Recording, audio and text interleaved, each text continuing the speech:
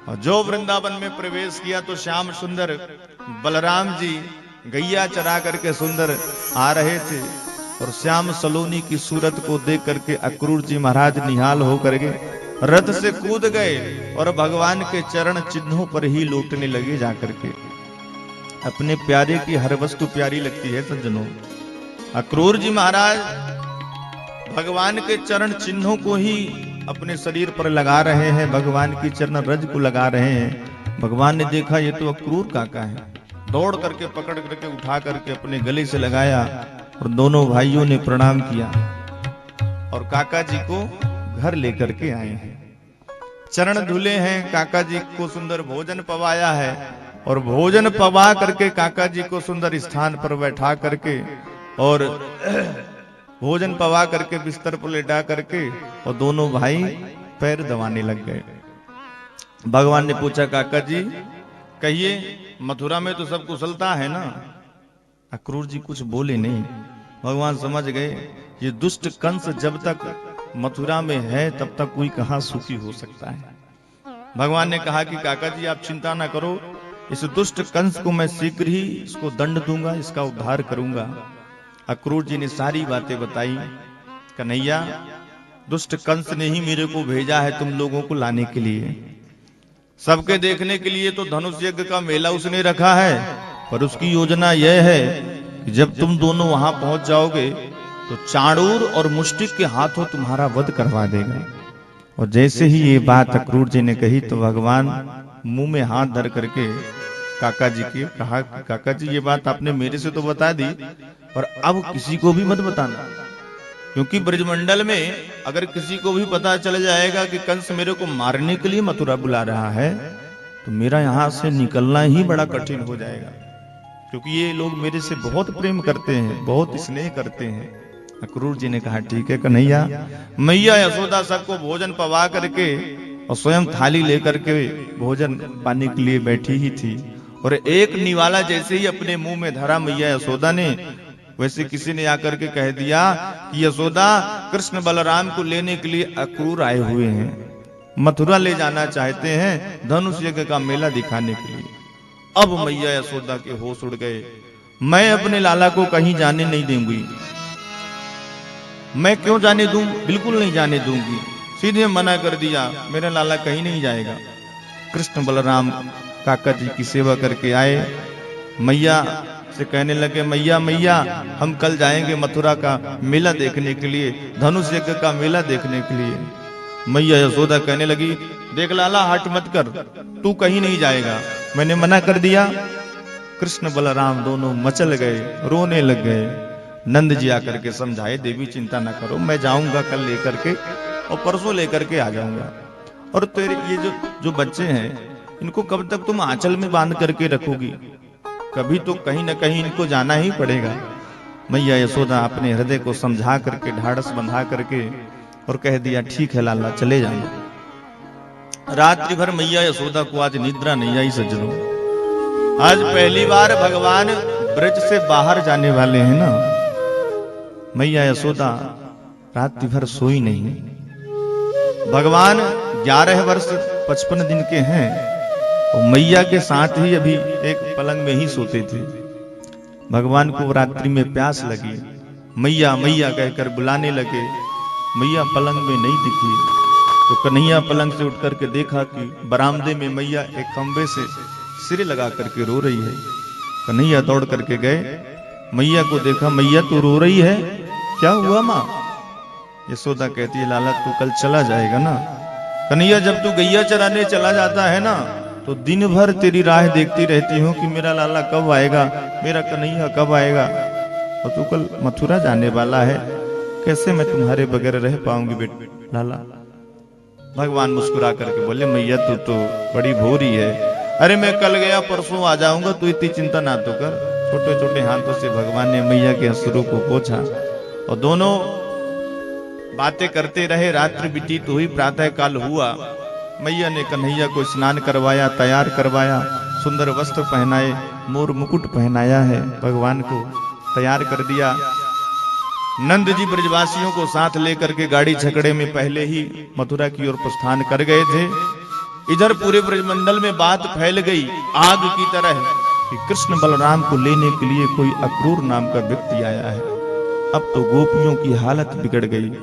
सुखदेव बाबा कहते हैं कि गोपियां तो आज विधाता को ही कोसने लगी परीक्षित। अहो विधाता स्तब न क्वचित दया संयोज मैत्रा प्रणयेन देहिनः तासा कृतार्थान व्युनञ्च पार्थकम् विक्रीडितं तेर्भगचेष्टितं यथा। अरे विधाता तेरा तो स्वभाव बच्चों के जैसा है। जैसे बच्चे नदी के किनारे रेत का महल बनाते हैं और जब जी भर जाता है तो उन्हीं को लात मार करके घर आ जाते हैं, उसी प्रकार तो पहले तो हमारा कन्हैया से संयोग करवाया और अब योग करवा रहा है। ये तेरा स्वभाव हमको बिल्कुल अच्छा नहीं लगा। ये क्रूर, इसका नाम अक्रूर किसने रख दिया? अरे इसका नाम तो क्रूर होना चाहिए। ये हमारे कृष्ण बलराम को लेने के लिए आया है। इसको पता नहीं है कि कृष्ण बलराम हमारे ब्रजमंडल की आंखें हैं। आंखें तो किसी के शरीर से आंखें नोच करके ले जाओ तो उसकी हालत क्या होगी। गोपियां की हालत बिगड़ गई। आज जैसे ही प्रातः काल हुआ भगवान चलने के लिए तैयार हुए और जो मैया ने दरवाजा खोला तो देखा तो सैकड़ों गोपियां खड़ी हुई हैं। भगवान समझ गए कि इनको भी पता चल गया। मैया को प्रणाम करके भगवान रथ पर बैठे। अक्रूर जी महाराज रथ को तैयार करके जैसे ही रथ को आगे बढ़ाया तो गोपियां रथ के आगे आकर के पड़ गई। अक्रूर जी ने भगवान की तरफ इशारा किया, कन्हैया रथ चलाना इस अवस्था में ठीक नहीं है, क्या करूं? तो भगवान रथ से उतर करके और हाथ जोड़ करके गोपियों के सामने आए और राधा रानी से गोपियों से विदा ले रहे हैं। प्रभु भगवान कह रहे हैं, राधा रानी आपको तो सब पता है मेरी लीला क्या है। अगर मैं अब ब्रजमंडल से आगे नहीं जाता हूं तो आगे की लीला मेरी होने वाली नहीं है, इसलिए मुझे जाने दिया जाए। गोपियों को जब लगा कि कृष्ण हमसे दूर रह करके ही प्रसन्न है तो बिल्कुल इसको जाने देंगी, हम इसका मार्ग नहीं रोकेंगी। गोपियां रथ के किनारे हो गईं। और नारद जी भी भक्ति सूत्र में कहते हैं कि प्रेम की परिभाषा यही है कि तत्सुखे सुकृतम इति प्रेम लक्षणम। हमारा प्रेमी अगर हमारे बगैर ही सुख का अनुभव कर रहा है तो हम उसके पास बिल्कुल नहीं जाएंगे। सज्जनों, वृंदावन से मथुरा की दूरी बहुत ज्यादा नहीं थी। 1 घंटे में पैदल भी पहुंच सकती थी गोपियां। पर जब से नंद नंदन मथुरा गए तो कोई गोपी मथुरा मक्खन बेचने भी नहीं गई, क्योंकि कन्हैया हमसे दूर रह करके ही प्रसन्न रह रहा है। अगर तो भैया तू रहे या हम तुमको परेशान नहीं करेंगे, बिल्कुल भी तुम्हारे पास नहीं आएंगे। गोपियों ने मार्ग दे दिया। सबको प्रणाम करके भगवान पुनः रथ पर विराजमान हुए और काका जी से कहा, चलो काका जी। सभी गोपियां रो रही हैं, माताएं रो रही हैं और सभी यही कही रही हैं कि कन्हैया लौट करके तू जल्दी ही आना। ब्रज चंद्र प्राण प्यारे मथुरा से शीघ्र आना। ब्रज चंद्र प्राण प्यारे मथुरा से शीघ्र आना। ब्रज चंद्र प्राण प्यारे मथुरा से शीघ्र आना। छवि देख कर वहाँ की हमको न भूल जाना। छवि देख कर वहाँ की हमको भूल जाना। मैं ले रही बलैया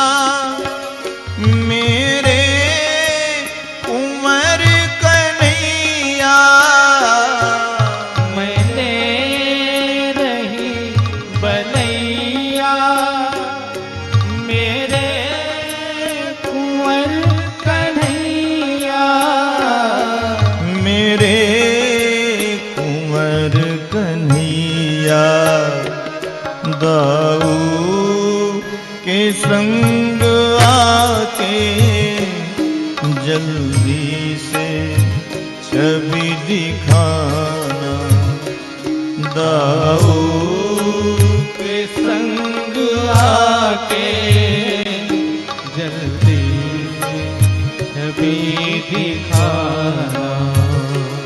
ब्रज चंद्र प्राण प्यारे मथुरा से शीघ्र आना। ब्रज चंद्र प्राण प्यारे मथुरा से शीघ्र आना।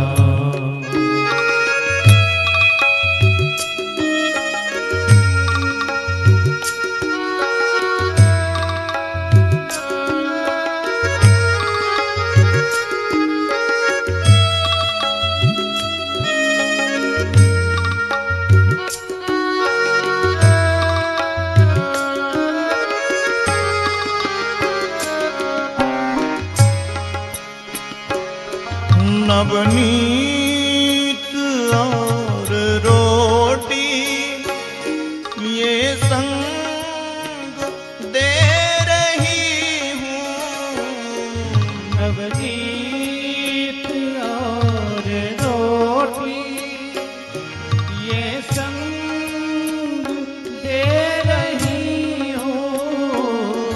ये संग दे बाबा से मांग करके रस्ते में आप खाना। बाबा से मांग करके रस्ते में आप खाना। ब्रज चंद्र प्राण प्यारे मथुरा से शीघ्र आना।